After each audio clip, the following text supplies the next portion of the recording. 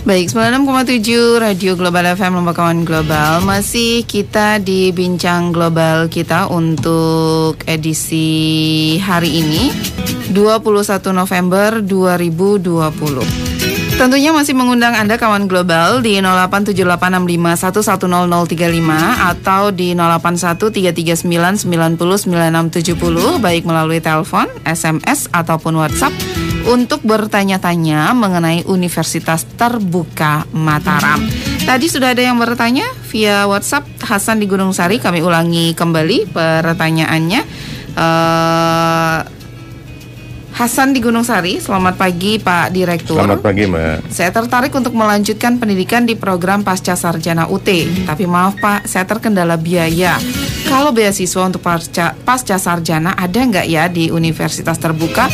Dan syaratnya apa saja? Terima kasih, silakan. Baik, terima kasih Pak Hasan yang saya banggakan. Untuk program studi S2, UT tidak memberikan beasiswa. Setahu saya di perguruan tinggi manapun S2 tidak ada beasiswa. Yang ada adalah paling dari pemerintah apa yang membiayai ke perguruan tinggi yang lain. Cuma itu. Kalau mau cari beasiswa itu ada di LPDP Dikti, tetapi memang baru untuk anak-anak yang baru tamat S1 atau yang baru tamat SMA. Itu ada di sana, di Dikti ada, tetapi memang persaingannya cukup ketat karena itulah seluruh Indonesia, bahkan pendidikan ke S2 di luar negeri, tetapi ada ketentuannya sendiri. Tapi untuk UT memang tidak ada untuk S2. Silakan kalau Mas ada di Pemda, silakan nego ke Pemda untuk bisa membiayai atau ke institusinya tempat bekerja. Kalau UT sendiri tidak ada, jadi mohon maaf. Oke, nah pertanyaan berikutnya dari Cynthia di Gontoran. Assalamualaikum warahmatullahi wabarakatuh. Waalaikumsalam Mbak Cynthia. Mohon maaf sebelumnya Pak, saya dengar isu dari orang-orang kalau lulusan Universitas Terbuka tidak bisa ikut jadi CPNS ya Pak. Apa benar itu atau bagaimana Pak? Dari Cynthia di Gontoran. Silakan Pak Sudarwo. Baik, terima kasih Mbak Cynthia di Gontor. Kami informasikan bahwa pada periode 2019, alhamdulillah lulusan UT sebanyak 9.334 menjadi terbanyak menjadi CPNS. Wow. Di bawahnya UGM 3.000 sekian. Wow. Artinya apa? Sebenarnya bukan itu.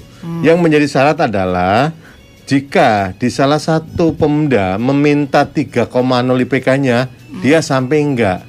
Nah kalau sampai 3,0 tentunya bisa ikut bersaing menjadi administrasinya kan, masuk, baru ikut tes. Ternyata kan di 2019 banyak kok, banyak di koran, di Kupas itu 9.334. Wow. Artinya apa?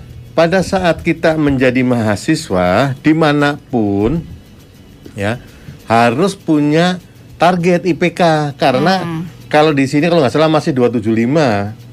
Di Pemda, tapi kalau di Pulau Jawa itu udah 3,0. Kalau di BUMN 3,25. Oke. Nah, sampai nggak IPK kita? Supaya sampai dari awal minimal nilai kita adalah paling rendah B. Karena B itu kan baru 3,0 IPK-nya nanti kalau semuanya B. Tapi kalau ada B, ada bervariasi, banyakannya tentunya di atas 3,0. Wow.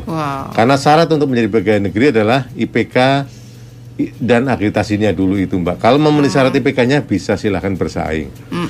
Gitu. Jadi tidak menutup kemungkinan ya, malah tadi Mbak. 2019 paling banyak. Paling banyak 9.334. Itu. Wow. Jadi nggak perlu diragukan lagi deh. Ya, tergantung kompetensi yang bersangkutan aja Mbak. Oke, berarti tergantung dari pribadi masing-masing lagi. Betul. Ya Pak Sudarwo ya. Nah, silakan kawan global untuk Anda yang ingin bertanya kembali boleh kami nantikan Anda di 087865110035 atau di 081-339-909670 baik melalui telepon bisa, SMS juga silahkan ataupun WhatsApp seperti tadi Cynthia di Gontoran dan Hasan di Gunung Sari. Terima kasih untuk yang sudah bertanya dan yang sudah stay tune di 96,7 Radio Global FM Lombok. Tadi di awal sempat disinggung juga mengenai alih kredit ya, Pak betul, Sudarwo ya. betul. Mungkin ada yang baru bergabung nih Pak Sudarwo untuk alih kredit. Ini persyaratannya apa aja nih Pak Sudarwo? Ya, sekarang untuk alih kredit ini menjadi persyaratan mutlak calon mahasiswa baru. Jadi kalau Mbak Kiki misalnya mau menjadi mahasiswa UT dari D3 Unram, semuanya berkas dimasukin dan untuk persyaratan alih kreditnya juga harus dimasukkan ke sana. Oke. Iya, kalau enggak nanti nggak bisa karena kita hanya dikasih waktu 1 bulan sekarang atau yang baru didikti untuk mengalih kreditkan mata kuliah yang pernah ditempuh. Jadi semenjak masuk persyaratan sudah diisi, ada transkripnya, ada urian mata kuliahnya. Kalau kita diskusi mata kuliah yang pernah diambil itu apa sih di sana sih, kan kita biar tahu. Itu cukup ditandai oleh mahasiswanya saja cukup untuk diunggah nanti di dalam formulir mahasiswa baru. Jadi relatif mudah Mbak. Itu. Baik. Nah, tadi kan untuk alih kreditnya nih, Pak Sudarwo ya, Mas Sulaifi. Kalau persyaratan untuk mahasiswa baru nih apa aja nih? Jangan-jangan nanti, wah umur saya segini nih gimana nih? Terus, wah ijazah saya ini terbitan tahun segini nih gimana nih? Mungkin bisa dijelaskan nih Mas Sulaifi, silakan. Oke, Mbak Kiki dan kawan-kawan Global FM Lombok. Berkaitan dengan prasyarat, sekaligus nanti saya nambahkan pertanyaan dari Pak Hasan tadi. Jadi silakan. Prasyarat untuk S2. Untuk yang S1, prasyarat pertama adalah mempunyai ijazah. Intinya mempunyai ijazah.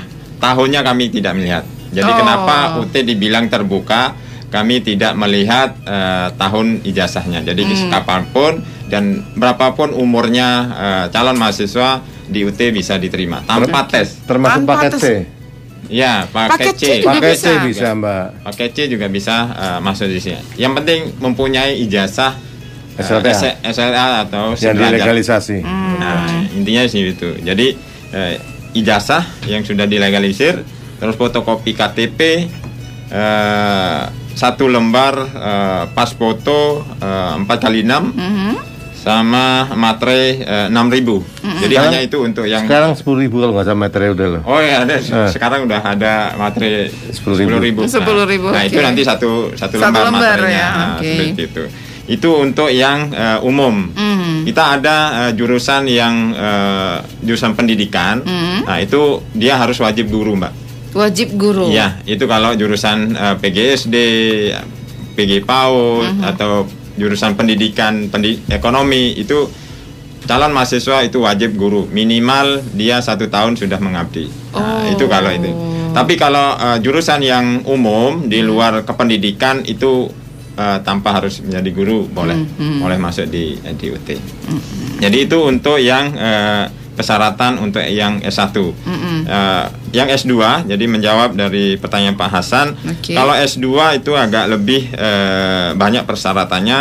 Yang pertama adalah ijazah, kedua nanti harus ada kurikulum vitae, CV, portofolio. Jadi portofolio dia selama dia baik di kantor atau itu juga harus dibuat.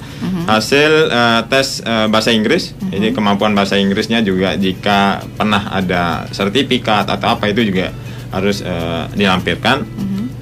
Yang terakhir adalah draft rancangan proposal tesis. Nah, kalau di UT itu dari awal calon mahasiswa S2 itu harus mempunyai draft proposal tesisnya nanti seperti itu. Jadi tidak akan lama-lama. Jadi pas 4 semester mahasiswa S2 sudah selesai, jadi sudah mendapat gelar. Jadi itu tujuannya kenapa draft proposal itu kita dari awal sudah persyaratkan untuk bisa masuk seperti itu, Mbak. Jadi sekaligus menjawab pertanyaannya Mas Hasan tadi, tenang aja biayanya nggak begitu ini juga kok ya. Insya Allah masih terjangkau. 7.450.000 Mbak, full online, sudah mendapatkan bahan ajar. Nah, jadi nggak begitu menguras kantong ya. Jadi rumah saja bisa belajar. Betul. Nah, untuk sistem pembelajarannya nih, ini mungkin bisa dijelaskan nanti. Jangan kemana-mana kawan global, tetap di 96,7 Radio Global FM Lombok.